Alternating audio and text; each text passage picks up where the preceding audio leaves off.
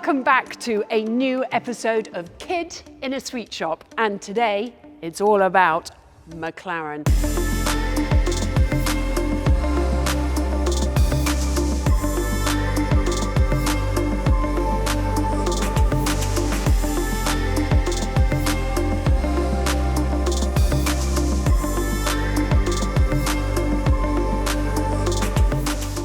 And who else to talk me through these beautiful cars than the man that designed them, Frank Stephenson. Hi, Jody. Hello, my lovely. How are you? Very well. I mean, where do we start?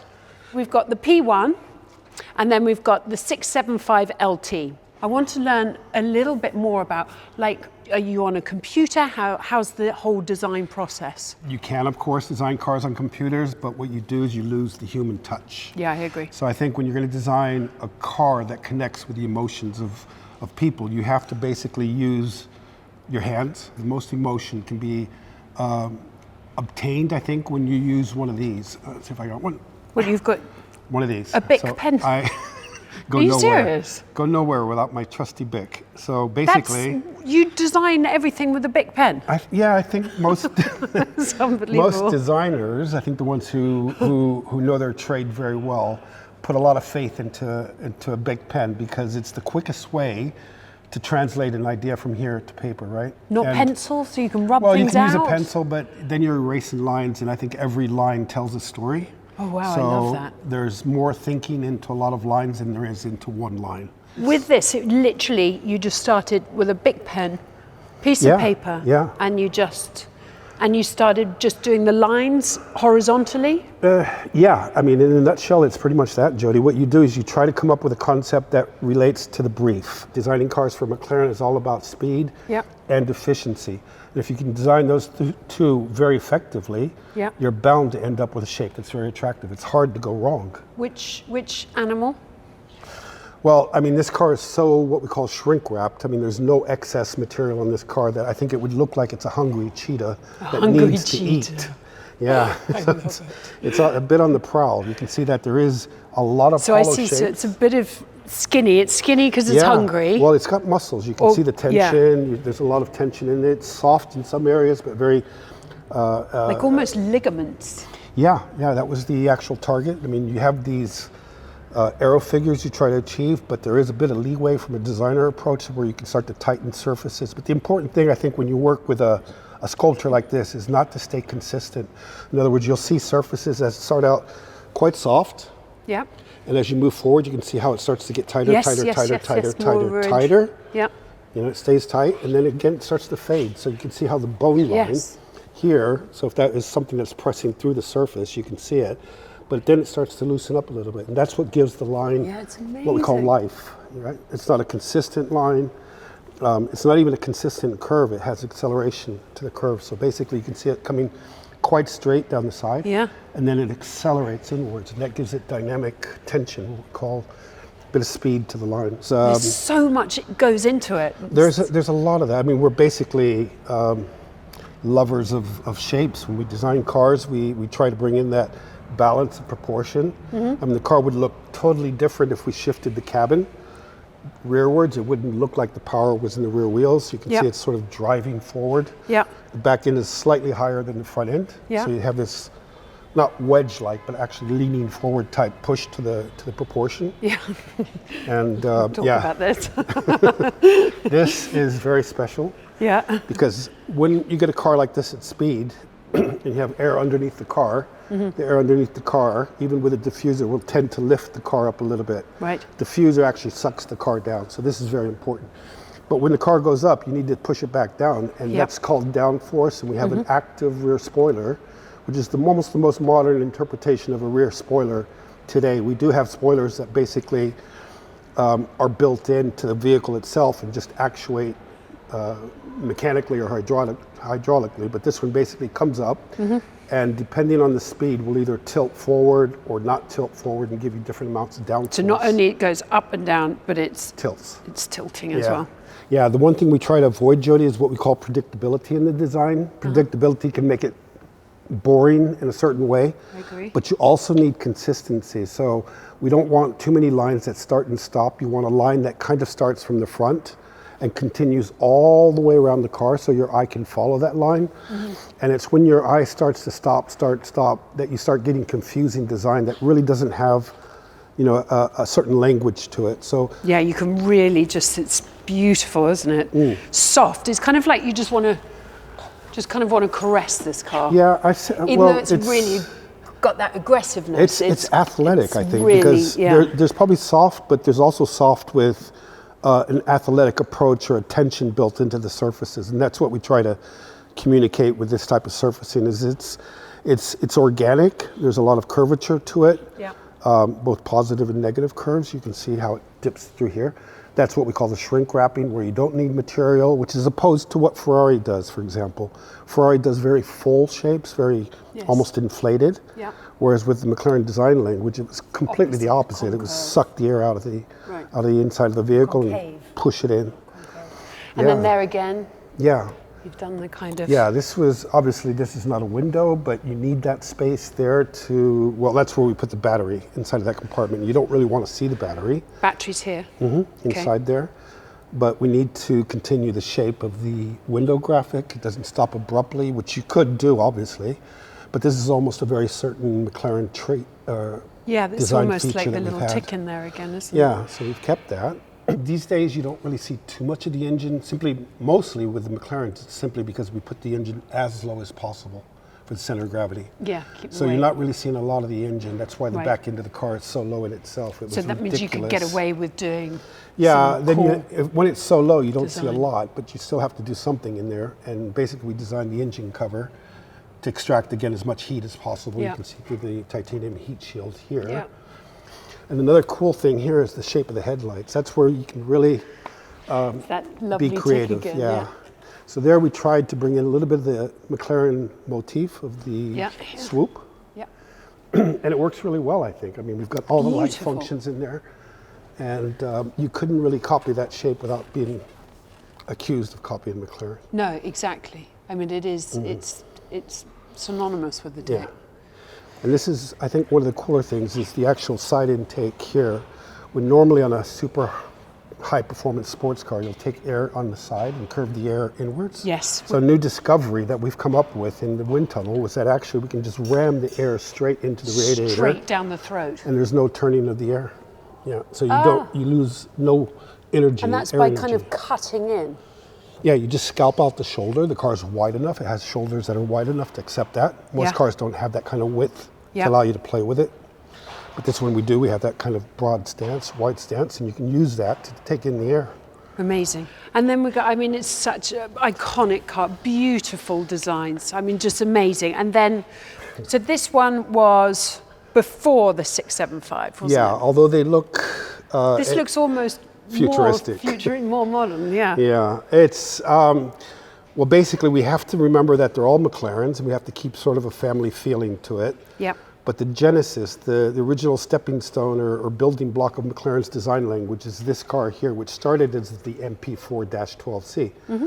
And a refinement process of that supercar has slowly evolved into the ultimate version of the original MP4-12C, which is the 675 LT. Right. So if we could have done this one as the first one, we would have, obviously, but you learn during the process how to make the car better in all respects. And this, I think, is, even to this day or even in the future, will be seen as one of the best cars ever produced as a supercar, I think. How many McLarens did you design?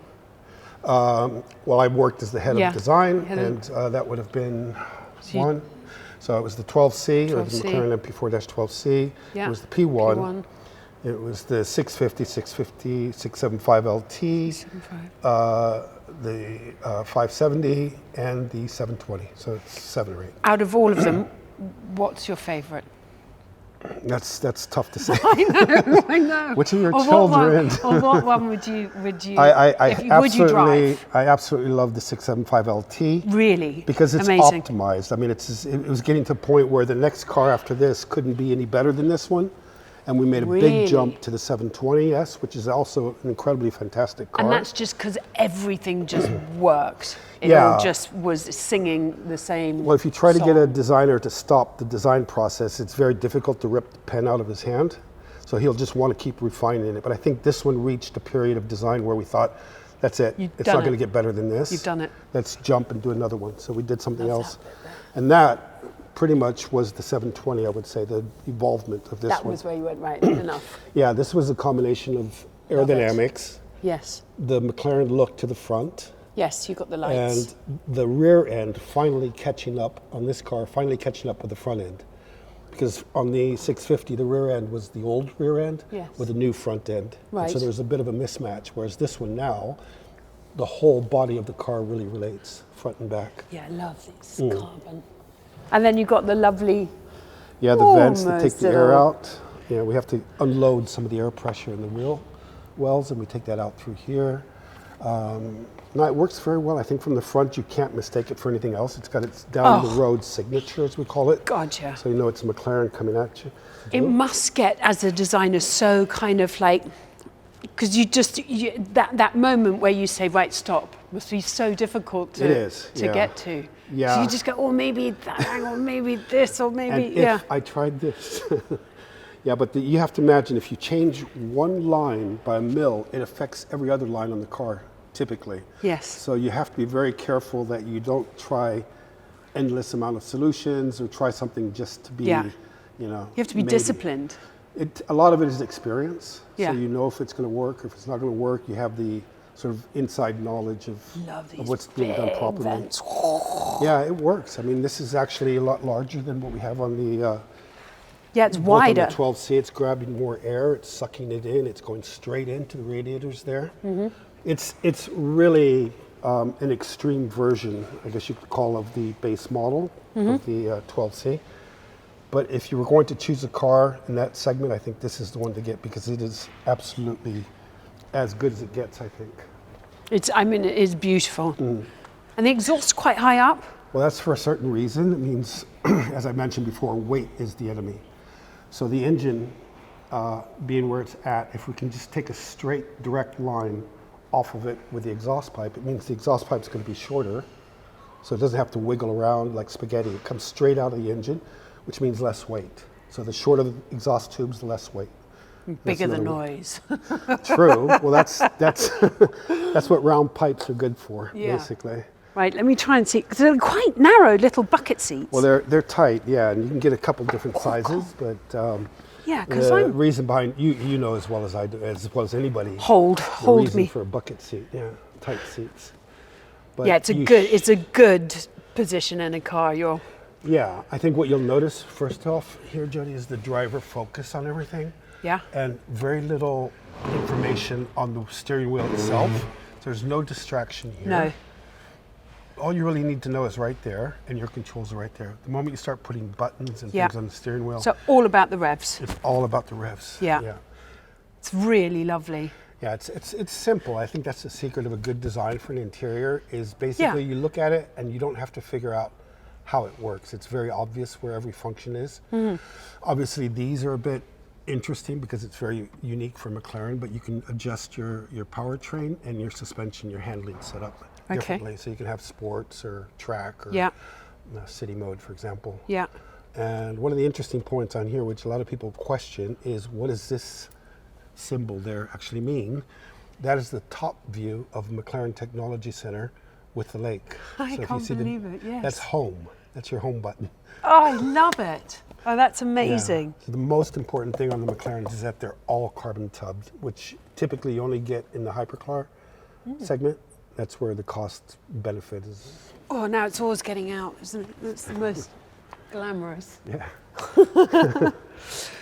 I mean, they're just gorgeous. The first 12Cs, or MP4-12C came out.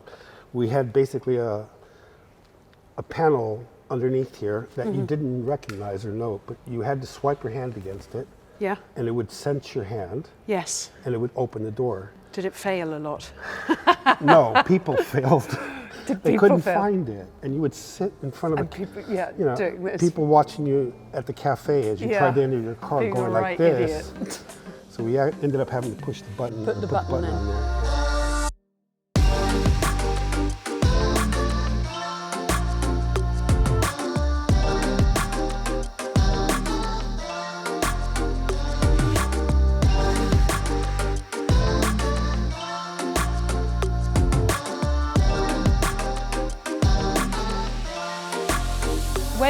Where's the gas tanks? Well, we have a gas tank roughly in the middle of the car for weight, but to access it, we didn't want to have anything around in this area to disturb the beautiful shapes. So to charge the car, because it's a hybrid, you basically push this panel, which is carbon fiber, although it looks high gloss black, it's actually carbon fiber. So we wanted to continue the actual graphic like that, but you'll see that it's carbon fiber. Yes. And that's your charge port there, your oil here. Love On the opposite side there, you have the fuel. Can I reach? Be really tall. You can. Yeah, with my long arms. Yeah. There So we that's go. just a straight on. You don't have a cap or anything like that. You just push the nozzle into there. Don't put diesel in. And don't spill it. Don't spill it. And another interesting thing is on the monocell, the carbon monocell, Yeah. you see this bump here. Yeah. People often question why there's a bump here. Yeah. There's really no reason for it unless you order the roll cage. And because the car is so tightly fitted inside, if you wanted to put a roll cage in, you would start to put it into an area where if you were wearing a helmet, you would feel be it. whacking it. Yeah. So if you want the car with a roll cage from factory, we install it inside the tube, inside this so it's on construction. every single one. Yeah, but so you can have it with a roll bar or without the roll bar. Yeah. But this allows you to put the roll bar in without intruding into the cabin space. Oh my God, it's the most annoying. And someone that's tall that races cars, it's the most annoying thing in the world. Absolutely. I whack my head all the time on roll bars. Yeah, yeah. And we even channel some of the engine noise back into the cabin through here. So you get the bass waves of the engine. Lovely. Not the high volume sort of revs, but you get that guttural, yes, you feel it in your back. Bass waves. Yeah. Amazing. Not through the speakers. No. The real ones. The real ones. Yeah. That's great. Well, it's just so fascinating. I literally want to go through every single car with you because, you know, I've been looking at the P1 for years and the 675 LT and kind of you just say, wow, that's a beautiful McLaren. But when you start going through the whole design process and everything, and it just totally becomes a different there's always a reason for it. I mean, that's the way to design. You try to keep an idea and a concept and you bring the same language together throughout different parts of the car. It's amazing. It's like I honestly don't ever want to buy a car unless you've gone through it with a designer that you can go. And how lucky if anyone wants to buy a McLaren that you've just explained it all. So no one's ever going to see one in the same light. Well, there are stories. Every car has a story, a different story, and that's what's interesting about it. When you get to live with the car, you know, for 2 or 3 years before it comes out, you get to really know its intricacies and little things that make it unique and characterful. After you get to test them and you find out that they work, you're finding out that you're actually pushing the game forward. Like with the P1, it's a completely different design language for hypercars, and I think it's done very well, and it's going to start to influence other cars. Thank you. Unbelievable. Pleasure. I hope you've enjoyed that. I'm just like, oh, it's just been so awesome. Great. Literally, just the explanation. Love it. Anyway, see you guys later. Can we go around this way again? I want to learn everything. Let's enjoy this.